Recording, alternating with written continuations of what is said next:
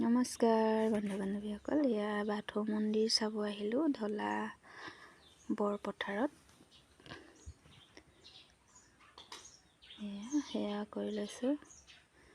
আপোনালোকে শুনিছেনে দেখিছেনে বাৰু বাথৌ মন্দিৰ? কিতাপত পাইছিলোঁ আগতে। এয়া কছাৰীসকলৰ দেৱতা হয় বাথৌ, তেওঁলোকে পূজা কৰে। ইয়াত বলি বিধান দিয়া হয়। মনৰ যি ইচ্ছা হয় তাকেই খুজিব পাৰি আৰু পায় বুলি কয়। মাৰ্চ মাহত বাথৌ পূজা পতা হয়। যদিহে কোনোবা নাই দেখা,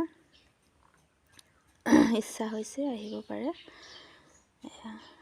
পৰিৱেশটো ধুনীয়া, ইমান সুন্দৰ কৰি ৰাখিছে। এইফালে ফুল ৰুই থৈছে ধুনীয়াকৈ, আৰু এইফালে শাকো লগাই থৈছে অলপ।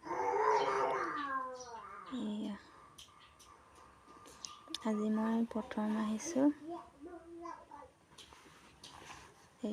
আৰু যাবলৈ মন নগ'লে। ইয়াত ধুনীয়া ধুনীয়া ফুল লগাই থৈছে, চাওকচোন ইমান ধুনীয়াকৈ ফুলি আছে। এইফালে শাক লগাই থৈছে।